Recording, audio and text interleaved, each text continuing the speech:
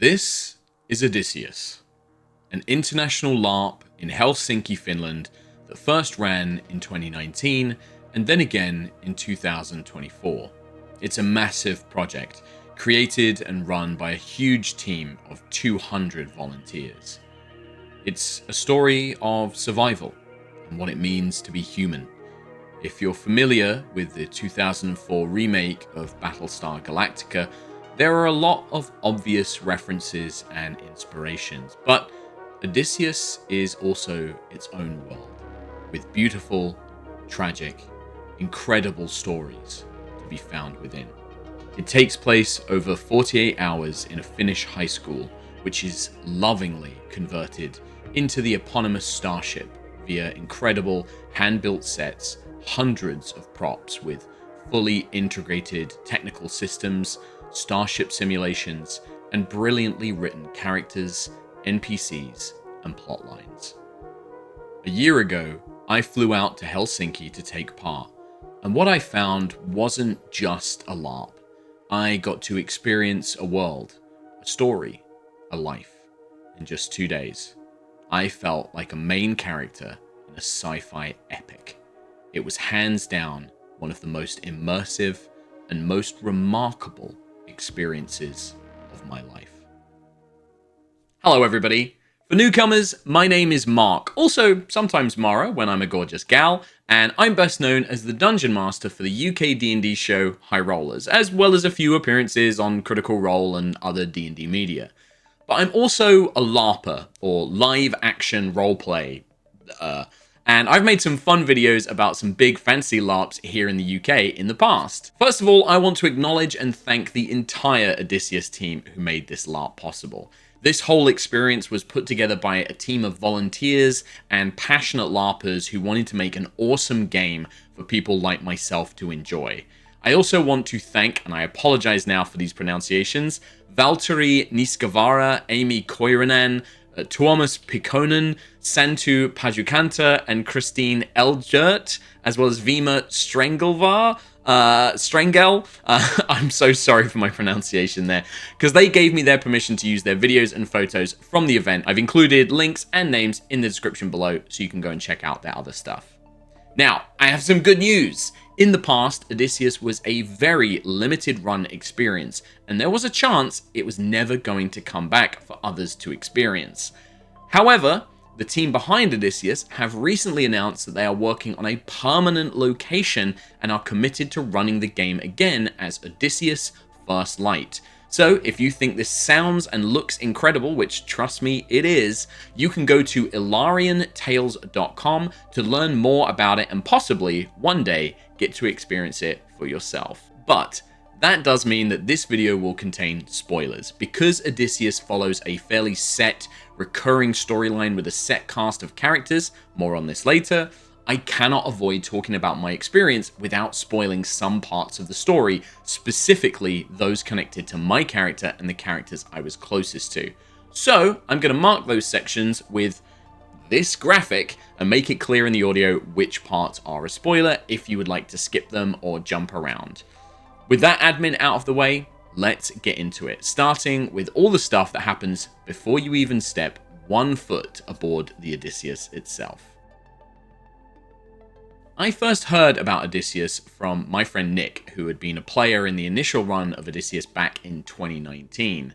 Nick played one of the starfighter pilots, and in true LARPer fashion, his stories about the event sounded incredible. The set design, integration of technology, and the level of engagement and emotional investment from the players almost made it sound more like a TV show than a LARP, which I wasn't used to. LARP to me is a very specific thing up to this point.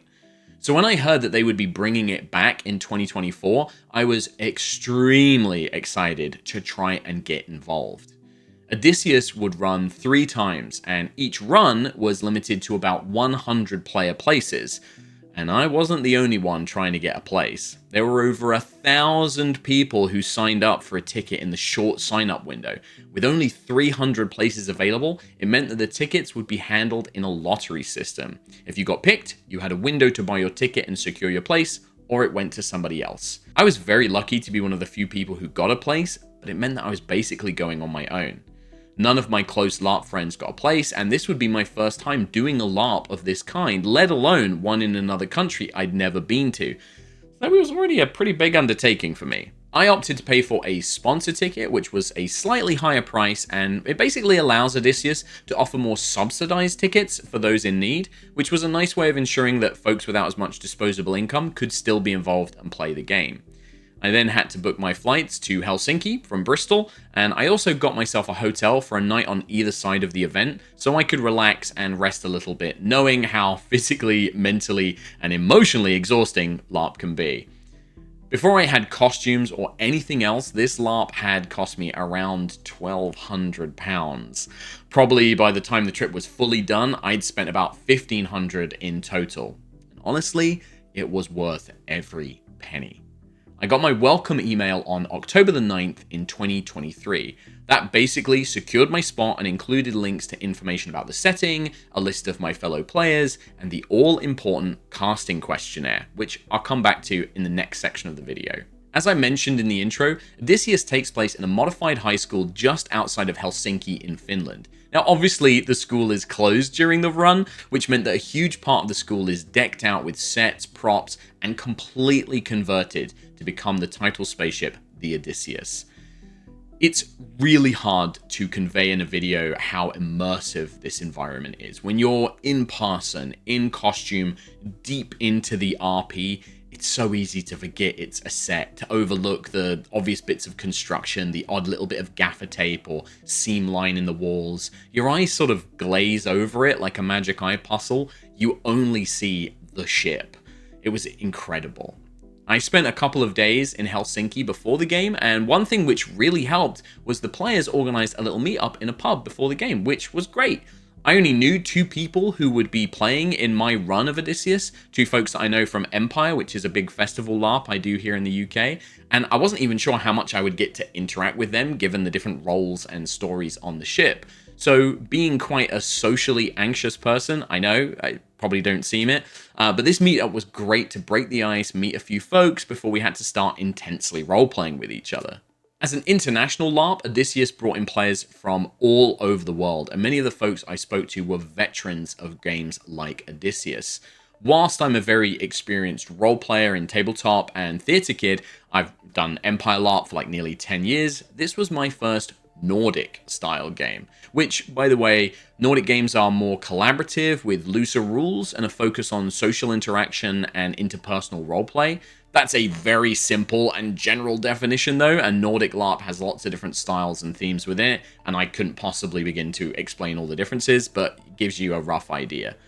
Odysseus runs for 48 hours non-stop, which means you are in character the entire time. You eat in character, you technically sleep, and even shower in character. Given the LARP is set on a massive spaceship, there are different shifts for the more military-focused characters, and things are happening pretty much 24/7 as the game control team are running things behind the scenes. So events, plots, ship attacks, hyperspace jumps are all happening even when you're trying to go to sleep. Now, to be clear, there is an out-of-character area if you need to go and chill, or you need some help from the amazing player support team. And this area also had sleeping space, which wasn't hooked up to the tech systems or considered in character, so you couldn't hear alarms or need to worry about getting woken up or attacked, etc. Player safety and comfort was of the utmost consideration by the Odysseus team, which really did make a big difference and gave me a lot of safety and feeling of comfort when I was going into it. Now, before I go further, I need to tell you a bit about the setting of the game, so you have some context for the things coming up. I know there's a lot of preamble, but do bear with me. The world of Odysseus takes place in a far-off section of space called the Arati system. Human explorers from Earth built their colonies in this region on the planet Ilarion and its 2 moons, Osiris and Kalena, creating the EOC, Ilarion, Osiris, Kalena. 400 years after this, humanity encountered the Machines, advanced robotic sentient beings who immediately attacked the humans and led to the Machine War, which lasted for 80 years and then suddenly went quiet. 20 years go by without any sight of the machines, then suddenly they returned and executed a terrible and devastating attack against the EOC, destroying major cities and leaving survivors scattered and beaten. The LARP itself begins 7 days after this attack, aboard the ESS Odysseus, an old military ship built during the early days of the Machine War. Disobeying orders, the Odysseus lands on Ilarion, rescues several survivors, including me, and then flees the machines, trying to hopefully reunite with a fleet of ships and survive. Society in the world is divided into different socio-economic groups, a key one of which is the dynasties, which I found easiest to understand as a sort of corporate organization, family clan, and political faction mushed together. Not everyone is in a dynasty, but if you are, you have a symbol tattooed on the back of your hand. One of these dynasties is called Purity, and they would be a huge part of my character's story. There's so much I could go into, but I want to crack on with the video. You can actually read more about the world of Odysseus on their website, which I will link in the description. And honestly, there's so much more to the world than I've said, so please do go and check it out and have a little read for yourself. You can pause the video, I really don't mind. Unlike, say, Empire LARP or a tabletop role-playing game like Dungeons & Dragons, you don't make your own character for Odysseus. As the game is a very elaborate setup and set story pieces, you're instead cast as an established character based on your preferences, which you indicate as part of a large questionnaire after buying your ticket, which I mentioned earlier. If you think that doesn't sound as fun as making your own character, you might be surprised. You gain a lot by having your character pre-written, stuff that you simply couldn't do if everybody could make their own character however they liked. My character had so many great connections to others, there were key plot points I was directly involved with, and the various technological systems in the LARP also had tons of built-in elements to my character as well. Again, something that would be very difficult to do if everybody just made their own character. The questionnaire you're sent asks you to rank your enjoyment of different elements of LARPs and games in general. Stuff like, how much do you enjoy military and combat play, politics, science, puzzle solving, leadership roles, that kind of stuff. You also get to just pick elements of the game you want to do. Do you want to be a bridge officer, a scientist, a soldier, a starfighter pilot? These roles are made clear to have very different play experiences, and from what I saw and heard from the other players, this is incredibly accurate. The stuff I did, the type of game I had, was completely different to the folks who were playing the bridge crew or the Marines or the scientists. You're also asked about various safety elements, things that you aren't okay with. How you feel about icy relationships, conflict, kind of like you might do a lines or veils and safety tools for a tabletop role-playing game. As an example, I think there are some characters in the game who deal with pregnancy as a theme, and I put a hard nope on that as I knew it wasn't something I or my character would be directly involved with. Most of the characters are also written as gender neutral, so they can be played by anyone as well. I think this is a really lovely point. A lot of the names were very gender neutral, and it means that anybody can be anything. For my answers on the form, I selected roles and activities that aligned with being either a pilot, an officer, or a civilian with an interest in investigations and politics. There's also a free space to write anything you want, and I mentioned that I love to play demanding acting roles and that I have lots of theatre and role-playing experience. On November 1st, 2023, I learned that I had been cast as Valtteri Niskavara, a police detective who would be part of the civilian group with an opportunity to join the bridge crew as an apprentice if I wanted to. It also listed my character as having a major or minor romance, because that was something that I indicated I was actually kind of okay with on my questionnaire. It wasn't until March 17th of 2024 that I got to learn any more, and I was sent my full character sheet. This took the form of a 17-page Google Doc, which came with 4 additional IC documents like police transcripts, newspaper articles, and a psych evaluation of a serial killer I'd caught. Alongside this personal document, there were also 4 other documents linked, which included things like the law enforcement, work descriptions for the bridge crew roles, as well as a group brief that was shared between all of the civilian survivors from Ilarion City, which detailed the events of what had happened leading up to the start of the LARP. There was just so much here to give us this real strong sense of a character. I know 17 pages sounds like a lot. I heard that other characters didn't get anywhere close to that, but several others did, and it really shows you the intense scope of this game. This wasn't just like a little goofy guy to play in the woods for a weekend. This honestly felt like I just got cast as the lead in a major sci-fi TV show. The character sheet started off with this quote: "Bad men need nothing more to compass their ends than that good men should look on and do nothing. John Stuart Mill." Valerian was originally written by Hannah Porlaka and edited by the Rerun writing team, and what an incredible job they did. This was an incredible character that I got to play. I genuinely feel privileged I got to be this character. The character sheet gives you a summary of the character, detailing other major characters I would be connected to, things my character should be interested in, potential leads, a bit of history, as well as the driving forces behind who they were. Valerian's was a pursuit for justice and looking after others. It then goes into way more detail, delving into childhood, military life, training as a detective, all the way up to the game's start. Something like 18 other characters and NPCs are linked as fully fleshed out connections. Some were friends, family, co-workers, and even former suspects and criminals. Each of the player characters would have their own developed and written plot lines and story to explore, so really just think about the work involved in that for a second. 100 players all interconnected in satisfying, narratively relevant ways? It's a big ask. Valerian was actually a bit of an older guy, a former soldier who had left the military to become a police officer and then became a renowned and respected detective. He's written as somebody who fights for the underdog, who wants to do good and is against killing people. I loved him instantly. This was exactly the kind of character I wanted to play. I decided I really wanted to go all in on the cliche detective, a workaholic, paladin-esque good guy who wants to do the right things and is frustrated at the corrupt system he works within. Someone who takes on everyone's burdens and tries to carry everything on his shoulders alone. Someone who doesn't back down no matter what the odds, who's willing to help people, who shows genuine regret or are victims of circumstance. Someone who keeps digging to get at the root of the problem. A guy who hates bullies and bigots. I even decided to give him the classic Hollywood American accent, and for a costume wanted something simple and comfortable but also iconic detective. So I went with a classic shirt and tie, shoulder holster, and the trench coat, of course. You know, just to really amp up the cliches.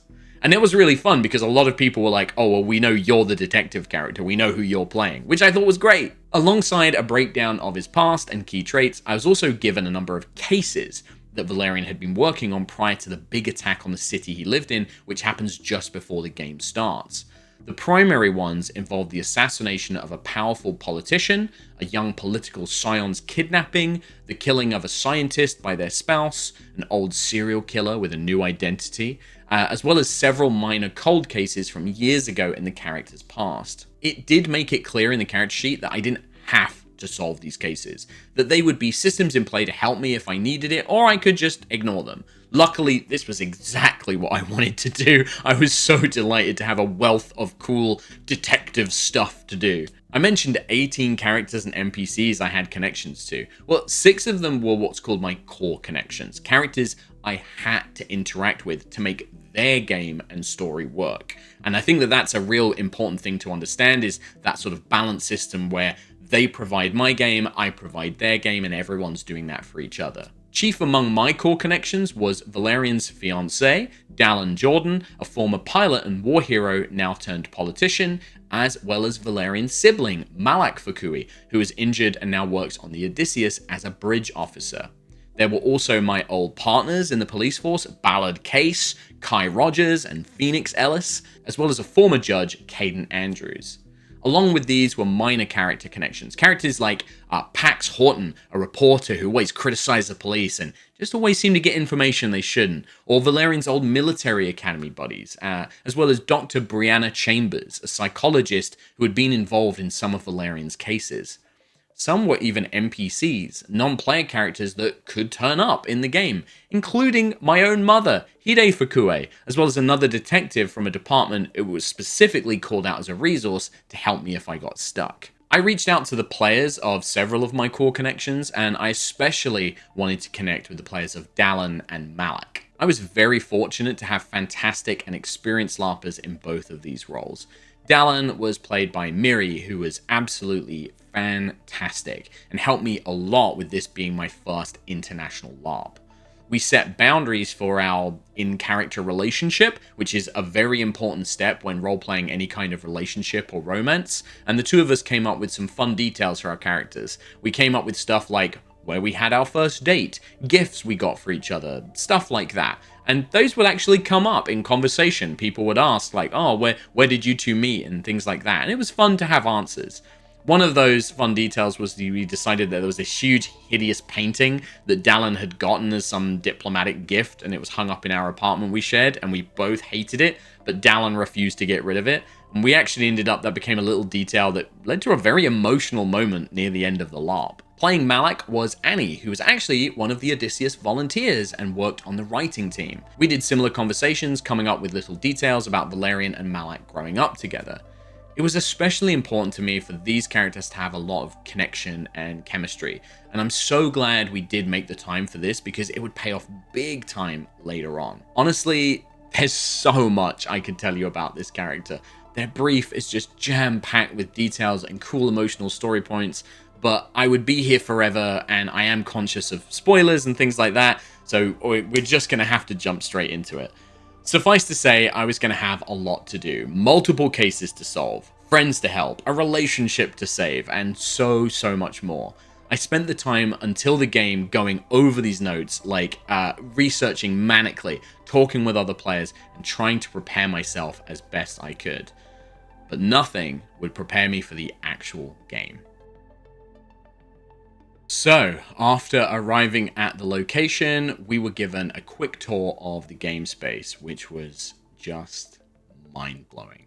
A mess hall, an engineering section with crawl spaces and gantries, a warp core, all sorts of gizmos and physical consoles, an armory with modified painted Nerf guns, ballistic armor, as well as other resources like pills and medical equipment, a security office with full CCTV across the ship, a brig, an interrogation room, a medic bay with hospital beds, scanners, diagrams, and everything.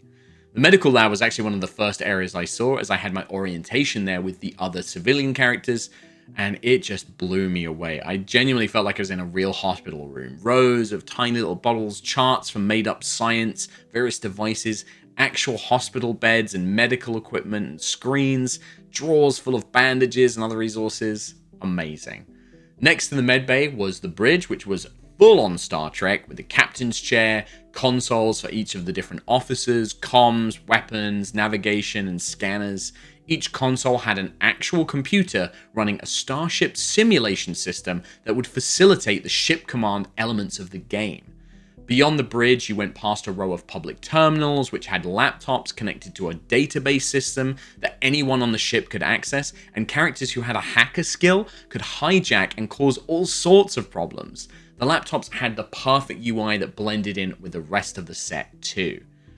Beyond these terminals was a little hydroponics bay, then into the ship's science lab, which also included a pair of shrines to the world's religion, lounge for the civilians, and a storeroom with a conveniently isolated public terminal you could get to.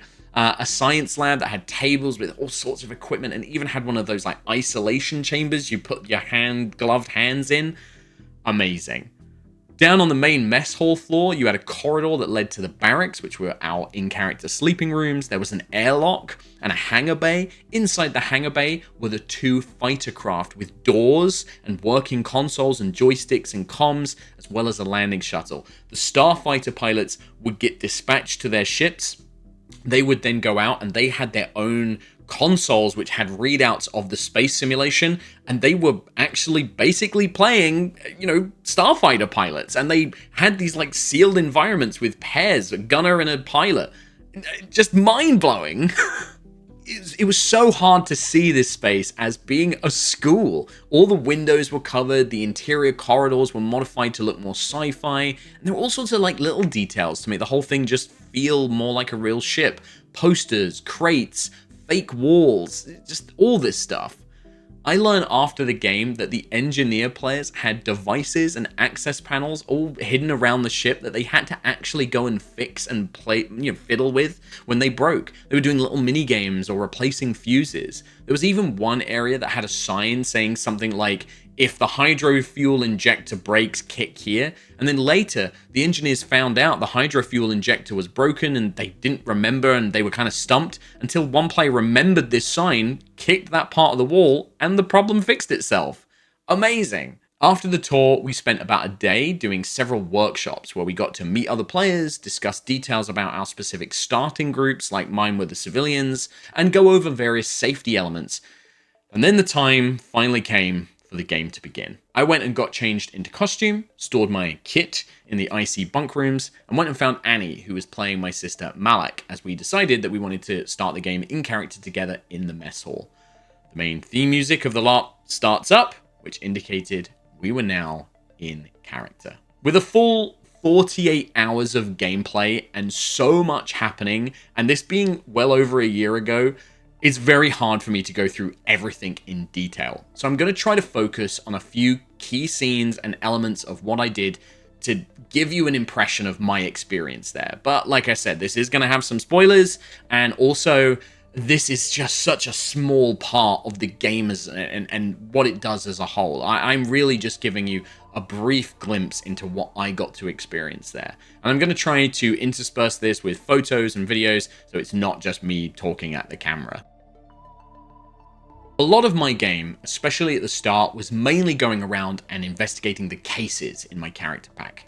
I was just a civilian when the game began, as the ship was under martial law, so I had no authority to throw around. I was really just doing a proper private eye job, going around, asking questions, tailing people around the ship and seeing what they were up to, trying to listen in on conversations at our little in-character bar, that sort of thing. The big case I focused on was the assassination of an important NPC called Richard Tremor, a politician who had just won a big election and was killed just before the machine attack on Ilarian City. For the first day of the LARP, I went around and did interviews with other players who were members of Richard's family, his friends and his political rivals, asking questions about their relationship with Richard, if he had any known enemies, who had spoken to him the night of the assassination, that kind of stuff. His grandson, Harper Ellis, another player, had actually found a clue and gave it to me, a map to Richard's address which had been found in the shuttle that had brought the survivors from Ilarion to the Odysseus, narrowing down my list of suspects. These early interviews really got me into the role of playing detective. Some needed me to be emotionally supportive and empathic, like with Eva Ellis, Richard's daughter and a doctor on board the ship.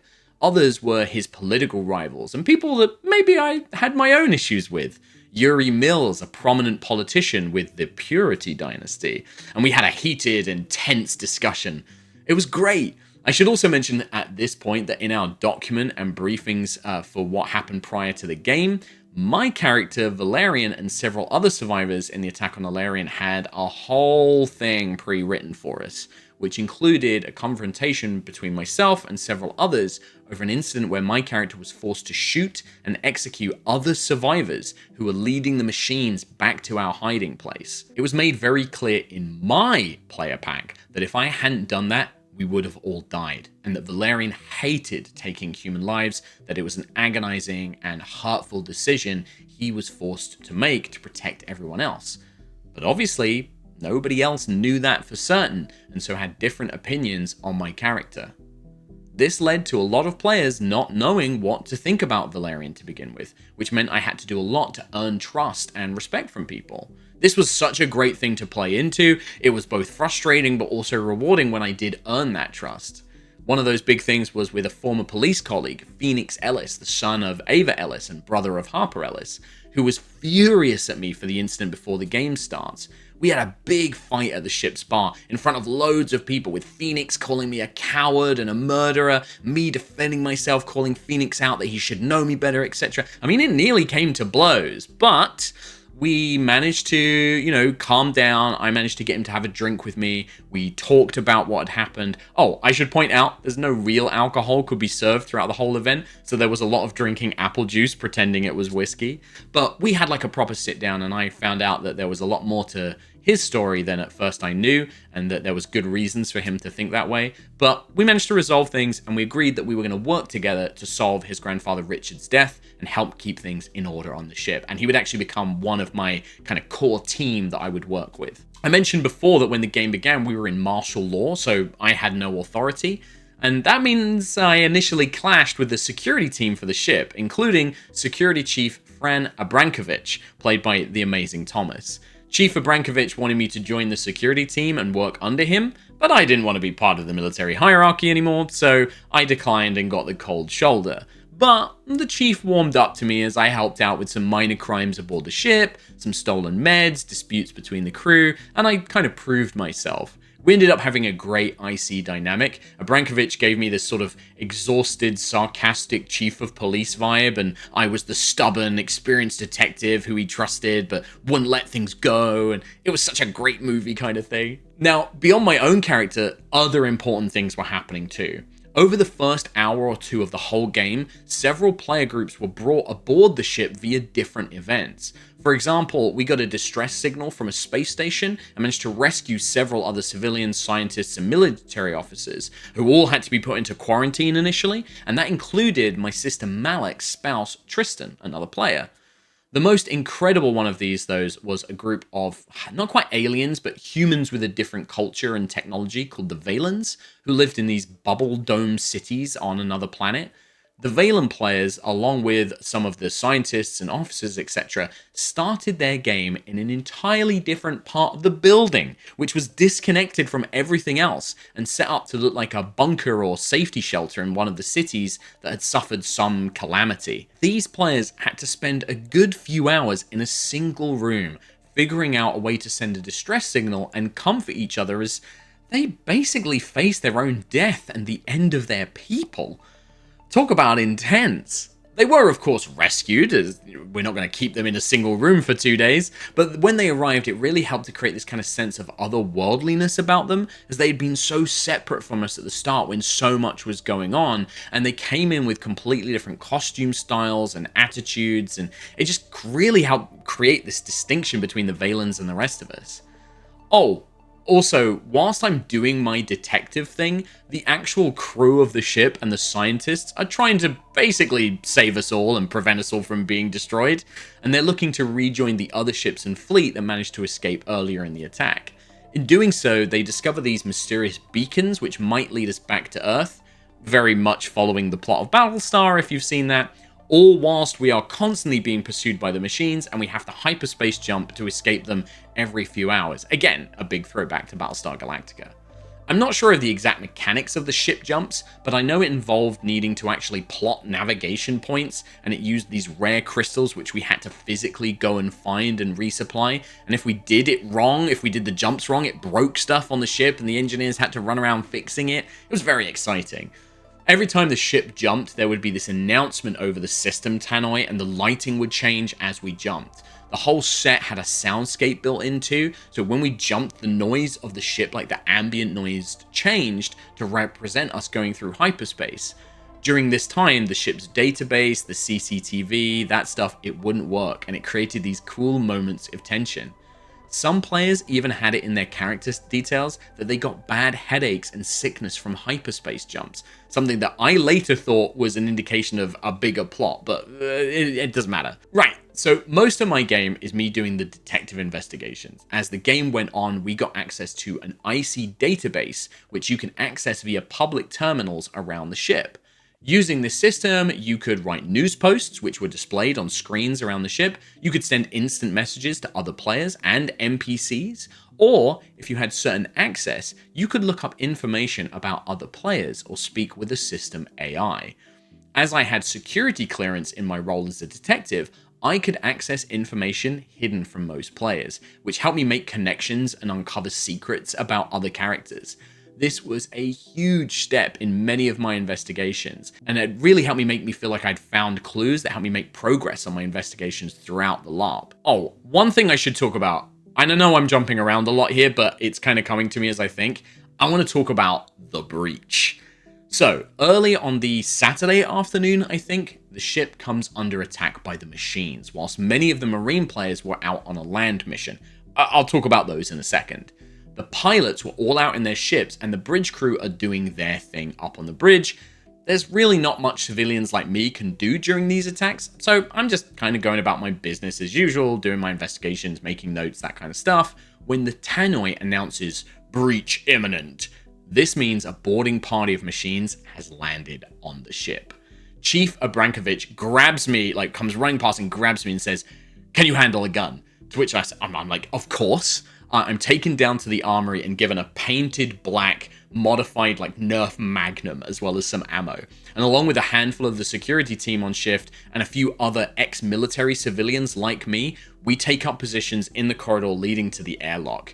This is this tense moment where we know this attack's about to come, and most of us haven't probably, in character, fired a weapon in a long time. Then, around the corner, come several machines. These were game crew dressed in these armored suits with glowing red eyes and painted Nerf miniguns. Along, they had this human-looking person amongst them.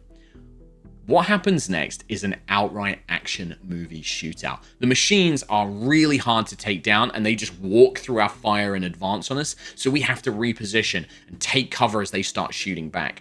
I am literally throwing myself up against columns for cover, taking pot shots, and I even did slides across the floor as I'm frantically reloading. At one point, a machine got past us and starts moving towards civilians hiding in the mess hall, so me and Darren, who is a pilot friend of mine, without ammo, start shouting and waving, trying to get machines' attention on us whilst the Marines reload. It was epic. I felt like a full-on action hero. We even did a sweep and clear of the rest of the ship afterwards, looking for any other infiltrators, which resulted in one of the coolest photos of me ever taken. There would be another breach on the last day of the LARP, but I'm going to talk about that later. I mentioned that the Marine players had gone on a mission earlier, and I want to tell you about that, but please keep in mind that this is secondhand information for the most part. The Marines had body and helmet cams, so the bridge crew could help coordinate and communicate with them, and some of these missions were actually broadcast onto the main screen in the mess hall. But I only got to see a couple of them, and the signal was kind of choppy, so a lot of this was what I got told by friends and people after the fact. The way these missions worked were that the Marine players, who were on different shifts and in different squads, would get geared up with armor and guns, and then board a shuttle, which was a minibus, to visit different places to gather beacons and jump crystals. This modified minibus shuttle had proper shuttle seats like in Aliens, blacked out windows, and it had its own soundscape to represent braking atmo. They were then driven 10, 15, or even 20 minutes away from the main game site to nearby forests and caves and ruins in Helsinki, where they had to explore, fight the machines, and resolve very different situations, including some pretty emotional social situations too. They would then come back to the Odysseus via the shuttle, and sometimes with injuries from their various missions. I think it was 2 a.m. on the Saturday night. I had been fake drinking at the bar when one of these missions came back. Oh yeah, they were running night missions with lights and everything in the pitch black. They had encountered machines on this mission, and a very panicked officer came into the bar asking anyone to help carry the injured because it had apparently gone quite badly, and taken them up to the medbay. Obviously, Valerian is up and helping right away, and it turned out this squad had a lot of the Marines I'd befriended in the security team, along with Phoenix Ellis, my now partner. They come in covered in fake blood and wound prosthetics, and we have to get them from the hangar bay upstairs into the med bay. Folks are limping, some need to be fully carried, there's blood everywhere, people are screaming in agony. It was so real. We managed to get them into the med lab, and of course one of the doctors is poor Ava Ellis, is on duty and has to remain cool and professional whilst her son is literally dying. I helped, still trying to RP that I'm a bit drunk as best I can. I'm moving patients around, holding compresses and bandages. And in fact, even my friend Higurashi, one of the other security officers, demanded that I slap her to keep her awake and keep her conscious. It was so much fun. It was one of those unexpected scenes that kind of became this great moment that helped me bond with several other characters and offer moments of vulnerability. It wasn't something I ever expected to happen because it wasn't really Valerian's thing. I feel it's so important to highlight how so much of my game was made greater by the other players, especially with feeling like a detective and the nature of good roleplay and sharing information. A lot of players had information I needed as a detective, but their characters reasonably wouldn't ever give it up, that information, because it would, get them arrested. But because it was important to my character to get that information so I could be a cool detective, other players were encouraged to share information at certain points when pressed on certain topics and just generally be good scene partners. In some cases, vital information I needed came entirely from other players, like my friend Headley Walker, a former military buddy of Valerian's, who came to me guilt-ridden for working for a criminal organization called the Zodiac Web. I suspected they were connected to the assassination that I was investigating, and Headley gave me some written statements and confessions linking certain individuals to the organization that would be monumentally helpful later on. Others came out in interrogations. Yeah, full-on detective interrogations in an interrogation room. These were some of my favorite moments of the whole thing. I really felt like I was a detective in a show like Law and Order or something like that. One involved Jose Kane, player who was a young politician scion who had been kidnapped, then appeared on the Odysseus absolutely fine with another group of players. Jose was great at playing it cool and calm until I started to push him on inconsistent details in his statements. How he couldn't remember basic things, but could remember very specific details about his escape. Then he started getting nervous and was clearly avoiding things or outright lying. The player was absolutely putting it on. He could have easily not given the game away and kept everything hidden, but he wasn't trying to win. He wanted his character's secrets to come out eventually, as that would lead to more cool role-playing stuff for him. Another and personal favorite involved Professor Jonah Malone, played by the wonderful Rob, who had asked me to look into his assistant's disappearance and possible suicide just before the attack on the city. I later learned, via that cool database system I mentioned, that Professor Jonah had had a romantic relationship with this woman and had been keeping secrets from us during our initial interview. I asked him to come and join me in the interrogation room to discuss, and started to ask him to go over what he had told us before, and, said, so you didn't know this woman very well. Of course, in the American accent, so you didn't know this woman very well. Jonah tried to play it cool. No, she was just an assistant. We barely spoke. I didn't know her very well. And so I slammed the table suddenly. Except that's not true, is it, Professor? 6 months ago, she was fired for having a relationship with you. Amazing. Jonah absolutely caved under the pressure, revealing everything. Rob was delighted to squirm and let Jonah's secrets come spilling out, and I got to feel great for catching them in their lie. Other interrogations were more coy, a bit of a game of cat and mouse. Pax Houghton, who I mentioned earlier as this kind of reporter, a seemingly innocent journalist, radical, he turned out to be the leader of the Zodiac Web. And we had a great back and forth where I didn't want to tip my full hand, but send Pax a clear message. He had information I needed to find out who was truly behind the politician's death, and I could have easily arrested him, but instead it was a conversation of doublespeak and hypotheticals, which concluded with us making a deal for what was best for the ship and the crew. I needed Pax, and he needed me. Alongside all of the cool detective stuff and action hero moments, Odysseus was also full of emotional scenes. Of course, a lot of this involved Dallin Jordan, my in-character fiancé. In my player pack, it was made clear that Dallin had kept secrets, and even said that Dallin was desperate for Valerian to leave Ilarian City just before the attack, implying she maybe knew something about it.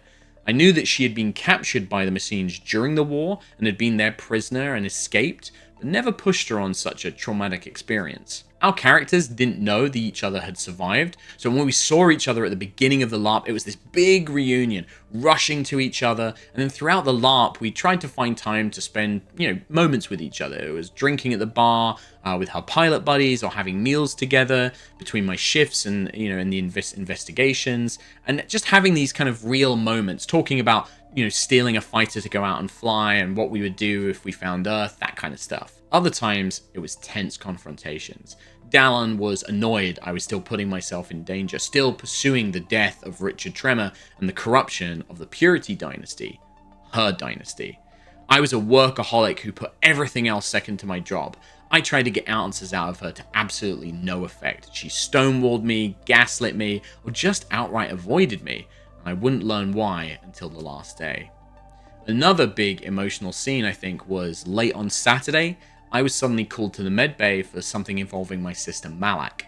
I found her on one of the beds as she had been taken there to recover. Turns out her spouse Tristan had suddenly said goodbye and thrown themselves out of the airlock. By this point in the LARP, we had learnt that the machines could make infiltrator units that looked and acted just like humans, and paranoia about it was really high. Tristan had started to think that they were a machine, and rather than put their loved ones at risk, had decided to commit suicide. Annie, Malak's player, broke my heart with her RP in that medbay. So many tears. I was just stunned by this news. Tristan, Malak, and I had been having meals together, drinking, catching up. We were close. We hugged and held each other close as if we really were siblings, and tried to deal with this very dramatic revelation. On the last day, whilst Malak was asleep after her late night shift on the bridge, I was summoned by the captain of the Odysseus and Chief Abrankovich, who revealed to me that Tristan had returned to the Odysseus in a machine fighter and was a machine who wanted to defect to our side and help us. The Marines, all the soldiers who had been fighting machines for so long and had their own traumas, were not happy about this, and things were pretty tense. Tristan had been locked up in the brig and was being kept under very close watch, and I was sent to speak with them. Tristan told me what they were and said something like, "So that's it, I'm a machine." And I replied, "No, what you are is family."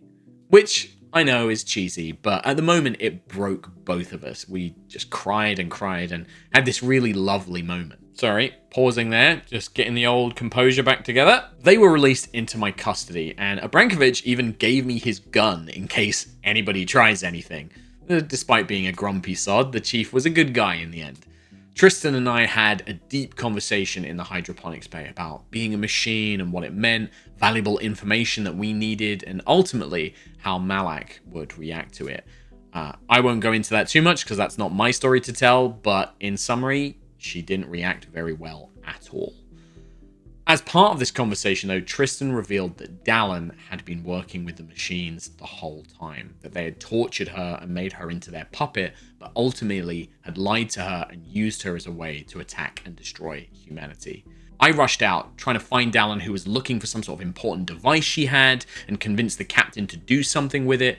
I remember this powerful scene outside the bridge where I had to grab Dallin and make her look at me as I pleaded to her, I know what you've done. Please don't make me tell them. Talk to me, please." Sadly, Dallin didn't listen, and Tristan and I were forced to tell the captain everything we knew. Dallin was arrested and put in the brig, interrogated by the military, the newly appointed president, and the Odysseus captain. I asked Abrankovich if I could have the room to be alone with her, and we had this deeply emotional scene where Dallin expected me to hate her. She had been tricked by the machines and given up on humanity. She had helped them attack the city, though it wasn't entirely on her. Still, millions dead. But that's not who Valerian was. He saw a victim. Someone who had been used as a tool to do great harm, who had been manipulated, and needed redemption and forgiveness from someone. We sat down on either side of the bars of the brig. I held her hands and we talked, trying to prove to her that just because she had given up didn't mean I would. Dallin went through being angry, calling me an idiot, saying I didn't understand, that I was stupid, to breaking down, unable to understand how I could still care for her, to even consider forgiveness. It won't mean much to you folks watching this at home. It's not as exciting as shootouts or cool Star Trek bridge simulators, But this was exactly the kind of thing I love. Tears, laughter, emotional connection, and just playing out this deeply human story in the coolest, most immersive setting. This is why I love LARP and I love roleplay. But with the emotional stuff done for now, let's get back to some more exciting things. Most of the LARP, as I said, had been me investigating these cases and doing a lot of detective stuff. The final day of the LARP was the culmination of things happening. I found out who had killed Richard Tremor, an assassin, another player under a false identity who had wanted to restart their life, who had been hired by the criminals of the Zodiac Web, again, other players, who were acting as the middleman for the Purity Dynasty. Specifically, the head of the Purity Dynasty, an NPC called Ellen Neitz, who was scheduled to visit the Odysseus to meet with the new government officials later that day. Me and my team had followed up various avenues of investigation and found evidence that linked Nitz's personal assistant to various crimes and corruption, and we started to put together a plan to arrest this assistant during Nitz's visit to the Odysseus and then get her to sign statements implicating her boss in exchange for reduced sentencing. At the same time, there was a lot of political tension building as anti-dynasty terrorists had been making statements and spreading rumors among the ship. Before Nitz's arrival, I was informed by my pal Hedley Walker and several others that there was a plan to make a bomb and use it aboard the Odysseus. It was time to go full Jack Bauer. We caught an NPC trying to steal explosives from the science lab, but we couldn't get her to talk. We learned that she'd been in contact with an engineer, Hallie Akuma, and made a grab for him. Interviewing Akuma didn't get us much. We knew he was politically motivated and had lost family members due to political action, but he denied everything, and we had nothing to stick on the guy except for the word of one suspected person. Me and the security team decided to let him go, but stake him out, hoping he would lead us to the bomb that we couldn't find anywhere. During a jump, though, which disabled all of the cameras, Akuma vanished, as did a powerful explosive from the science lab. Around the same time, we had the second breach. This time we heard the announcement and all the military and myself were ready to fight, but the machines didn't come in via the airlock, even though we were stacked up waiting for it. Instead, a wall in the mess hall that I thought was an actual real wall exploded with a bang and smoke, and the machines came directly behind us into the mess hall where a bunch of civilians were. Another big shootout happened with the machines getting upstairs to the bridge and shooting down. I remembered this time that basically in this system of LARP, I got to decide if I was hurt or hit. And I thought now was the absolute best time for the maximum drama. So I got hit in the shoulder during a part of the shootout, threw myself up against the nearby wall. An NPC civilian rushed up to me and was like, "Oh God, detective, you're hit, it looks so bad," and helped me with the wound. She whispered to me, "Are you okay with fake blood on your costume?" And when I was like, yeah. She produced this hidden blood pack, put it on my shoulder, under my shirt, pressed down, and it just all this blood spilled out, staining everything. She then slipped in this bullet wound prosthetic and glued it and sealed it on to really sell it. So of course, I'm the hero detective. I'm still with one hand blasting these machines, getting the civilian behind me to safety. But after all the machines were down, I was found by various friends who got me into the med base for surgery. The doctor did a great job of feigning a surgery, pulling the bullet out and then bandaging me up. My blood-stained shirt was now half ripped open. By the end of it, I honestly looked like John McClane in Die Hard. It was awesome. After this, we get back to trying to find this bomb and all the other stuff going on. We find Akuma and he's immediately thrown in the brig, where I storm in doing my best action movie, "Where is the bomb?" That kind of stuff. Akuma is playing fully innocent, denying everything, demanding to be let go. He's raging. He's just infuriated. But here comes some behind the scenes magic. I had actually been approached by a member of the game team who told me this was going to happen. This was the big climactic finale for Akuma's character. And so they asked me to help it happen, which of course I wanted to do. Everybody else had been so generous with me, I was more than happy to be generous and give something back to another player. So, as Akuma isn't talking after we try and interrogate him, I suggest we give him some time alone to think about his situation, which of course he then conveniently uses to escape and prepare for his finale. At this point in the game, though, I'm beat. I've barely slept or eaten. I'm so overwhelmed with information and emotions. I've got the captain and the president are asking me about this bomb, about the Purity Dynasty corruption, and Ellen Neitz. We learned that his assistant had been killed in a ship attack on the NPC vessels, so our case is in the wind. Oh, and of course, there's a shuttle that's going to try and deliver a bomb to the machine hive mind, and Dallin wants to be the pilot and sacrifice herself in Redemption 2.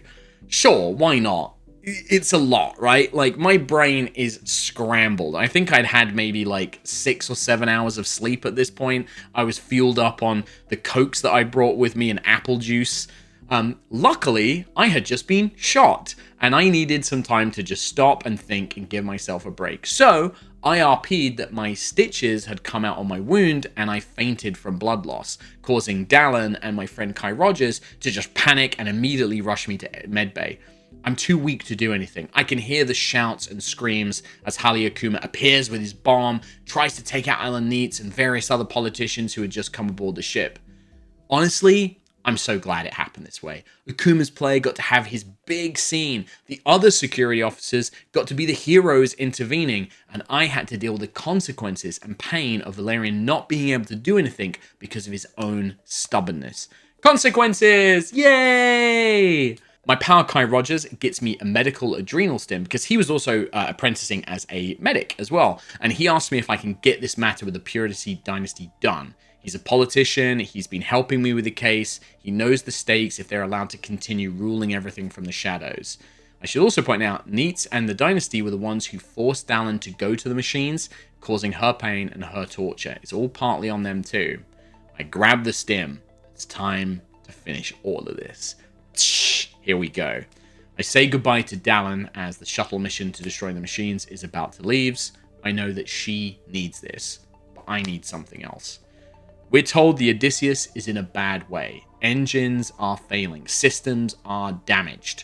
A huge force of machines is attacking. The pilots are doing everything they can to protect us long enough for this bomb shuttle to arrive in time. I walk through the ship. My shirt ripped open, bandaged shoulder, blood everywhere, gun in my one good hand, and I walk into security to the interrogation room. The chief and the president and the security team are all there waiting.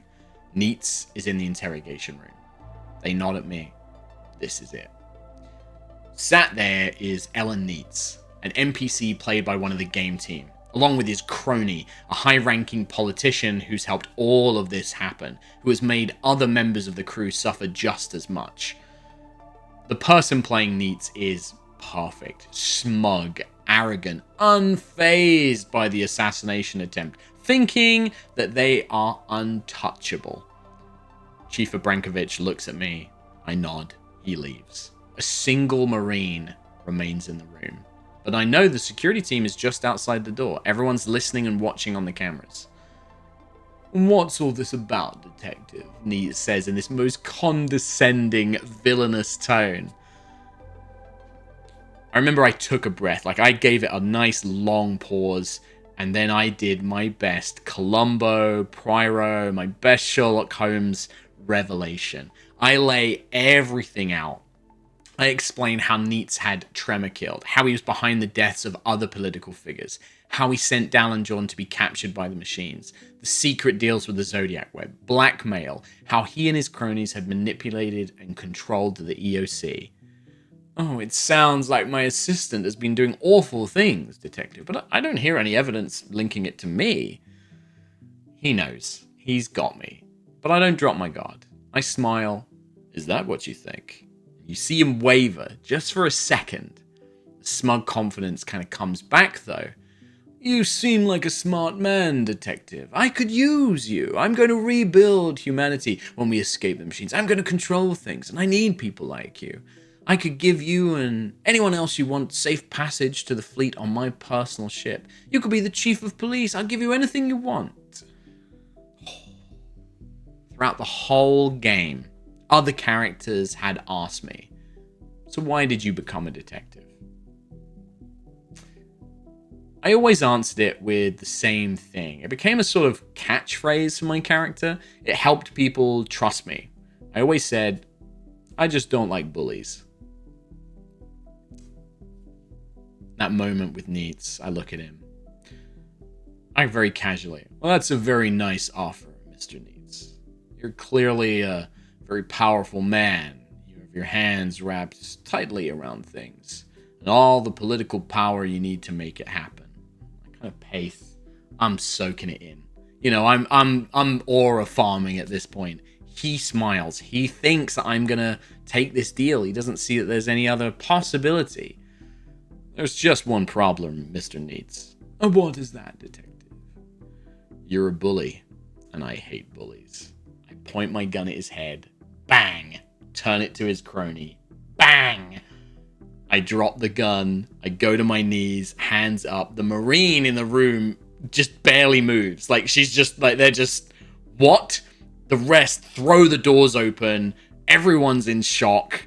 I'm bundled into the brig, but nobody really, like, everyone's just so blown away by this. It's epic.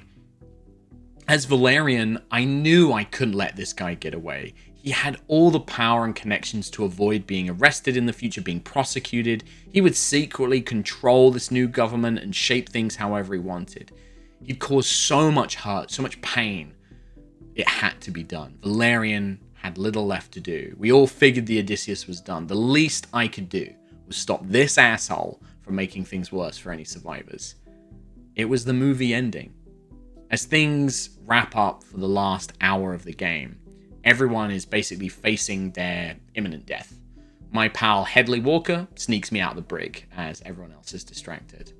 I go downstairs to the mess hall to watch the shuttle and the space battle on the big projector, along with everyone else. And I find Dallin. Turns out she wasn't allowed on the shuttle due to her past with the machines. They didn't let her go.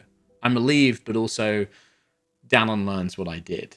A bittersweet reunion as this golden, heroic paladin that she loved was now tarnished.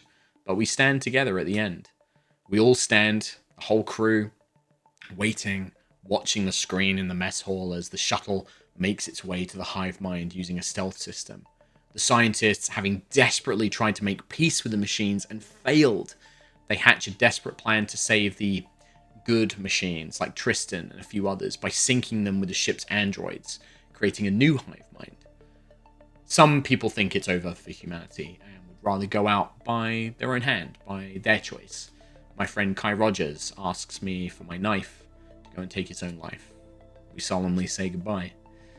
Several others die in the medbay from wounds they got in the bombing or the last breach. Even good old Chief Abrankovich is found dead in the brig. And then we see the bomb detonate. Machines wiped out, destroyed forever. The Odysseus survives. The game ended with me and Dallin holding each other as the ship sets off for Earth. Whew! And just to clarify, that's me trying to cut down all the stuff that happened in this game. I have covered maybe like, I don't know, 30% of the stuff I did, let alone everyone else on the ship. There's so many little moments, characters and NPCs I didn't mention in this. Because, I mean, this is already so long. If you are one of the players who I had a great moment with, or we had an amazing scene, please don't feel that this is any sort of personal slight. It is just bad memory and also trying to condense things down for a video. It was so brilliant. And I really hope that you will share it in the comments with other people if you have a great moment from Odysseus. Suffice to say, Odysseus was unlike anything I've ever done. The level of immersion, the emotional depth of the experience. I cried, laughed, raged. I felt joy, relief, grief. I remember that after the game ended, there were these debriefs and workshops to help us wind down after such an intense and emotional 2 days.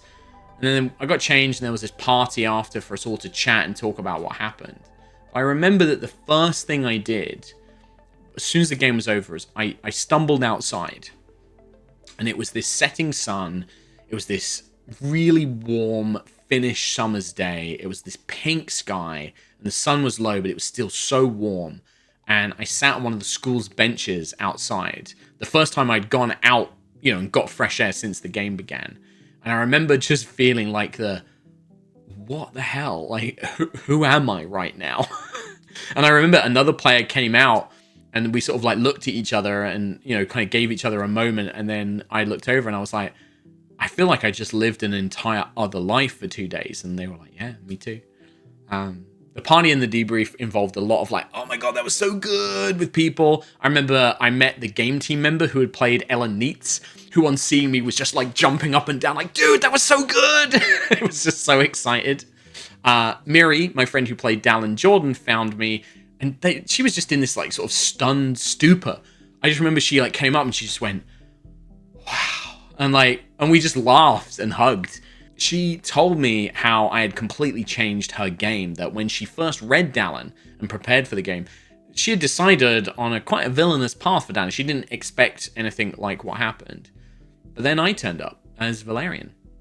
This, you know, honest-to-God hero, the best representative of humanity. Kind, forgiving, vulnerable, determined. And when I came to see her in the brig, when Valerian still loved Dallin despite everything, and wanted to help her recover from the awful things done to her and the things she had done, she just couldn't keep Dallin as a villain. She wanted Valerian to help her. She wanted to be worthy of his love and dedication. And what an amazing compliment to know that you have shaped somebody's game in that way, that you change their entire perspective of a character. It's very, very humbling, very flattering. I had a lot of moments like that with other players. Just this huge compliment. People loved Valerian as this genuine hero. It helped them make certain decisions about their characters. My friend Darren had a very similar thing where they were torn between two paths that they could take, and Darren ended up, you know, helping the ship and helping Valerian because we had made this really good friendship. And there were so many moments like that. One thing I'll never forget, though, is just that walking around the ship. I can still see it so clearly in my mind, like walking down through the mess hall, the corridor past the bunks to the airlock and the hangar bay, walking up to the med bay and the blood and the feel of the cheap sort of hospital bed. I don't think this video will really do the experience justice. I think it's very hard to show on camera, even with video clips and photos, just how amazing Odysseus was. And how amazing LARP can be in general. I think it's very easy to see LARP and sort of be, oh, it's a bit cringe, but it's really not. When you're in it, it's so different. I hope that this has been an enjoyable video though, even if it can't transcribe the full experience of being there. I hope it's made you curious about LARPing, especially Nordic style LARPs in general. There's a bunch of cool international ones in Europe, from abandoned space stations to Cthulhu mysteries in the literal Sahara Desert. Amazing. But also, I'm sure all around the world you can get these kinds of experiences. Once again, thank you so much to the Odysseus team and the volunteers who made this game possible, to the photographers and the videographers who let me use their footage and were capturing footage and photos for us all. And also, finally, thank you to my fellow players on Run 1 of Odysseus in 2024. You made it an incredible experience. If you were there, please drop a comment to say who you played and share any awesome memories or stories of the event from yourself. I'm sure that people watching this video would love to read about it. And for everybody else, please let me know what you thought about this video. If you have a favorite part or parts of the ship you think looked really cool from the photos and all that kind of stuff. Please let me know if you'd like to see more stuff like this in the future. But for now, I'm afraid that like all good stories, this one has come to an end. This is Detective Valerian Fukui of the ESS Odysseus, signing off.